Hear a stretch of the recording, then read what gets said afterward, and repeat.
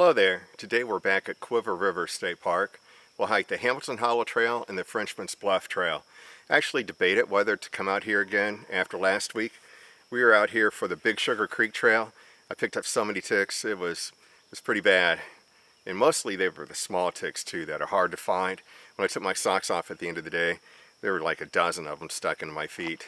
And you know, you get home, wash your clothes immediately. Sorry, I'm covered in spider webs already. And take a shower and do that tick check. But there's no guarantee you're going to find them all.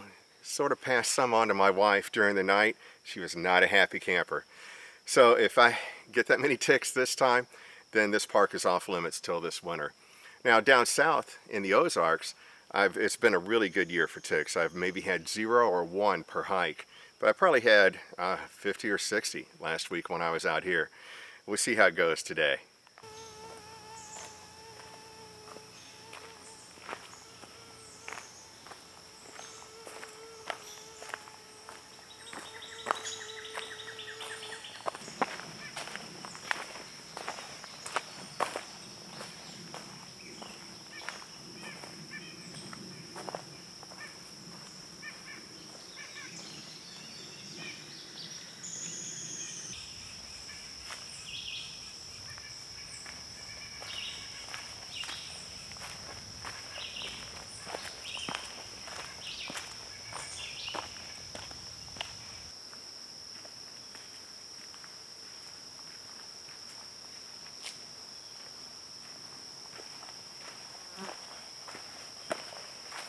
So you'll really want to pay attention to the color of the blazes out here.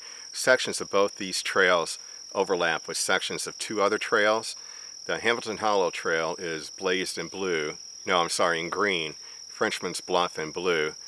We've got the Cuivre River South Loop in red and Black Hawk Point in yellow. So they all kind of overlap, intersect, go their separate ways. And I almost went on the wrong trail, which would have added another 8 miles to my hike if I would have done that on that Cuivre River South Loop. So it's good to look around, but also to pay attention to those blazes. I also just startled a deer right before I started speaking, and I had 4 deer cross the road in front of me after I entered the park. One was a mother with her fawn, but they're really not concerned about cars out here, and not people so much, other than the one that was bedded down right over here. So just be alert when you're driving through the park.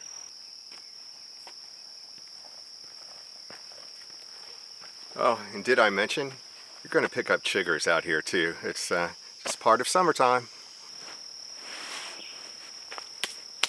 Missed that one.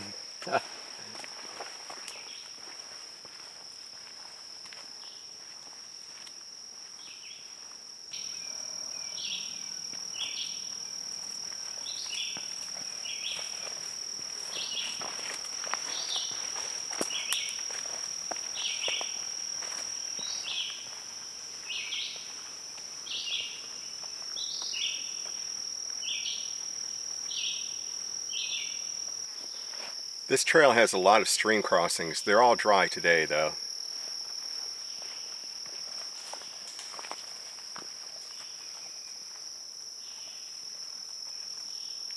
There are a lot of very large trees in this section of forest.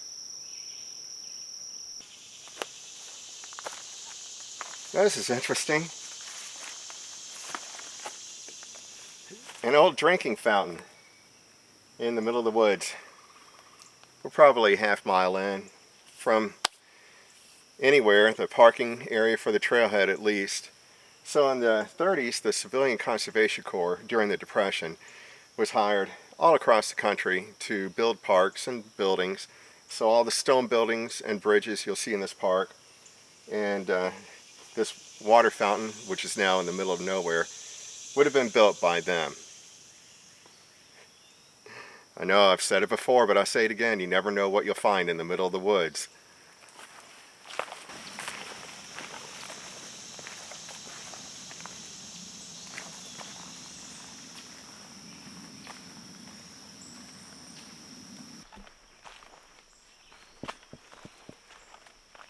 You may have noticed that I tend to step on top of fallen logs as I'm crossing them on the trail, look down and then step off.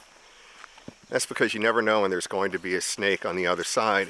And I don't want my legs right there next to it. I read this a long time ago. It may or may not be true, but the largest percentage of rattlesnake bites occurs on people's butts because they sit down on a fallen log without looking on the other side first. There you go. Whether it's true or not, that's something I don't want to experience. Alright, so we're at the end of the Hamilton Hollow Trail. It's only 9/10 of a mile. Very overgrown, but it's short, quite pretty actually. I think that's the first time I've ever been on that trail. But we're going to find the Frenchman's Bluff Trail now, which somewhere in this area around this building, it's from the same parking lot as the trailhead. And I believe it's just under 2 miles. I remember in high school I came out here. I went on the Frenchman's Bluff Trail dozens of times in high school, but I don't think I ever really went on the Hamilton Hollow Trail. But in high school I came out here for a botany project and I had to collect a bunch of wildflowers and leaves, press them in phone books, put them up on some kind of a display with identification cards. Definitely my favorite high school project. So we're going to look for that trailhead and get on that trail.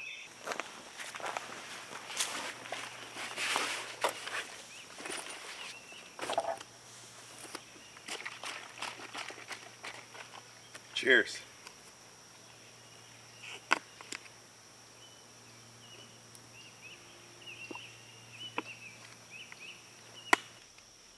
Look at this, I'm the only one here. That's great. This winter we'll come back for the Black Hawk Point Trail. It's got a little over 2 miles, maybe 3 miles of bluff along the trail, so that'll be really pretty this winter. But for today we'll do the Frenchman's Bluff Trail, which picks up about half a mile of bluff. 1.5 miles, easy peasy.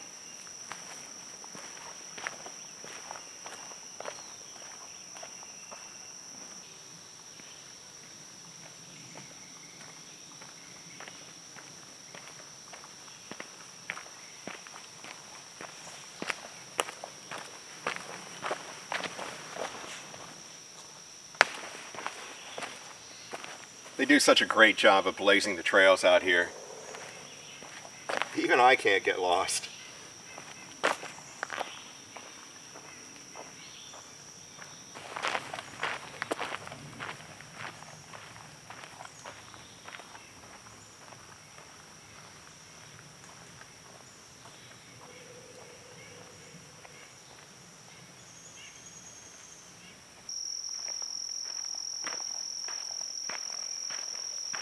So a short section of this trail is shared with the South Cuivre River Loop Trail, which is an equestrian trail. That seems like the answer for summer hiking out here. No worry about picking up ticks on this trail.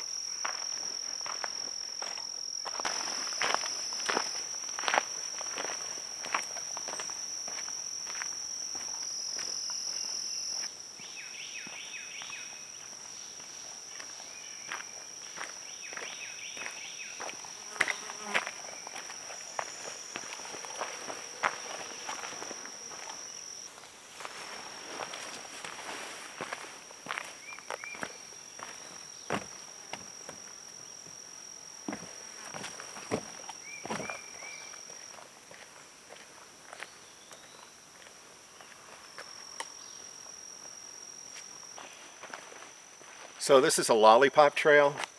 Same trail in and out till you get to the loop. You know, like the shape of a lollipop. So I can either begin or end on this hill.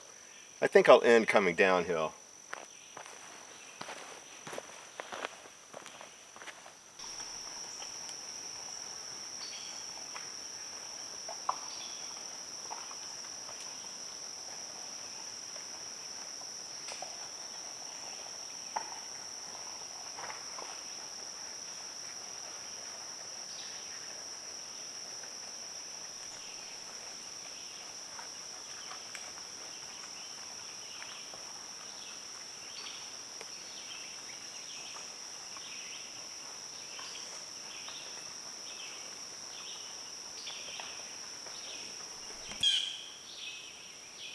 This is Chatham Road. It skirts the western end of the park. At the end of this road, in the direction we're facing, is the equestrian camp. So that South Cuivre River Loop Trail goes through that camp for, it's an equestrian trail. We'll cross this and continue on up to Frenchman's Bluff. Here's our first look at the Cuivre River. The trail continues upwards. I believe at its highest point, the bluff is 120 feet high above the river. So this is a typical northern river. You can see how muddy it is. But Big as Sugar Creek is more like the Ozarks, where it's a rock bed, and when it's full of water, it flows clear. It's quite pretty. I'm looking forward to seeing the rest of the views.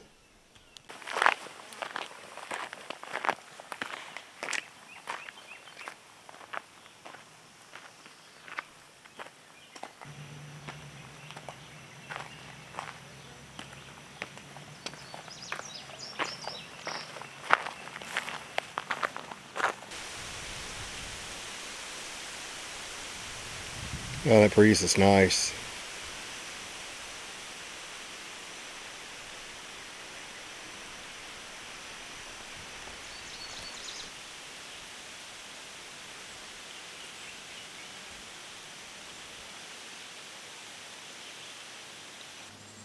This would be another great hike for the winter. All these really pretty places to get glimpses of the river from.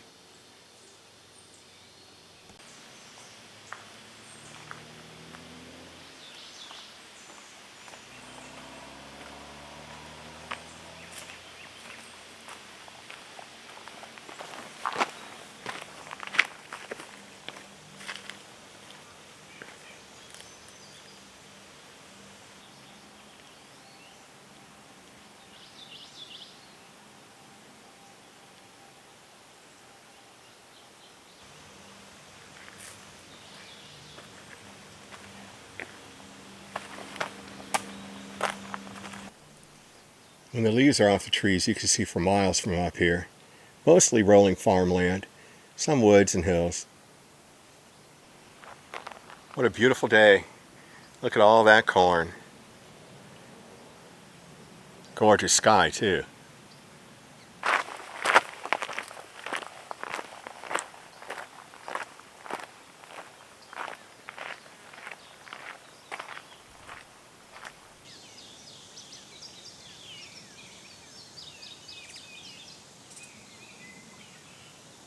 Hopefully you can see this through the leaves. There's the Cuivre River flowing through all that farmland.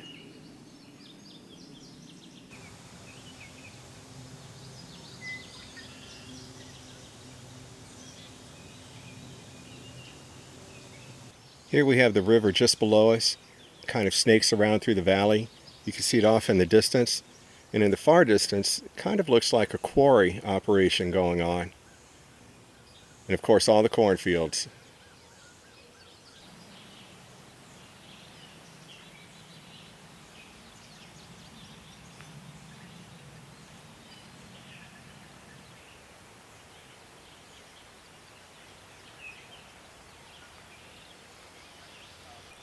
I was hoping for a view like this.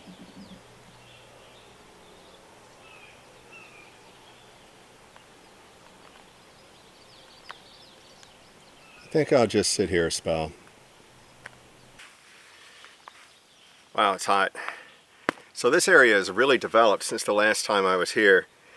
It was all green. There were no buildings from the bluff views last time I was here. Still pretty.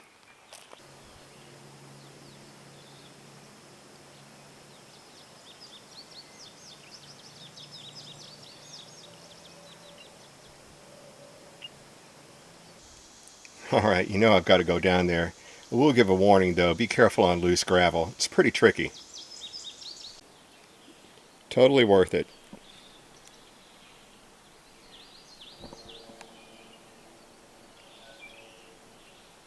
I know you've seen this scene before.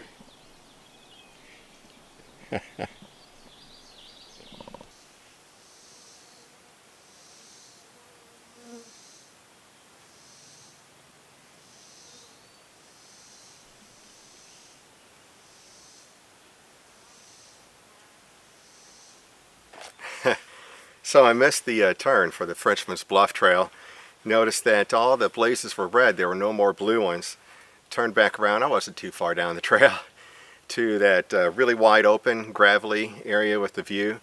And across the road directly from that is the turn for the Frenchman's Bluff trail. Of course the blazes are all covered in weeds and leaves and not visible, but I found it, so we're back in the right direction again. It wouldn't be a hike if I didn't get turned around once.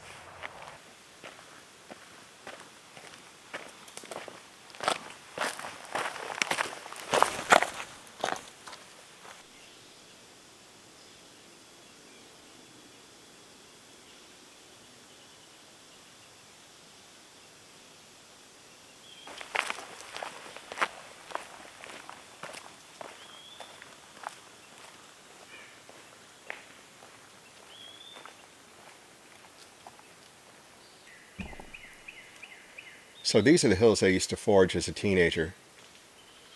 May have to come back next spring and see if the morels are still as plentiful now.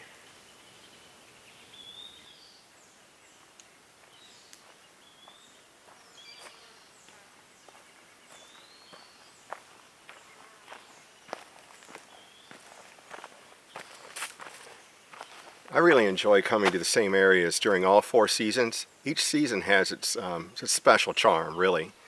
So as you watch my videos, if there's an area you'd like to see me hit during a different season than when I did the video, let me know. I'd be happy to do it.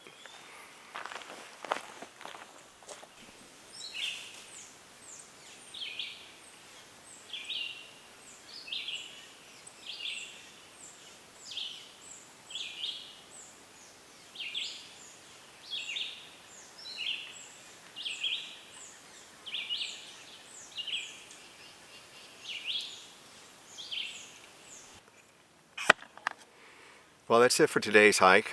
I hope you enjoyed our walk together. Please join me for future ones. Bye-bye.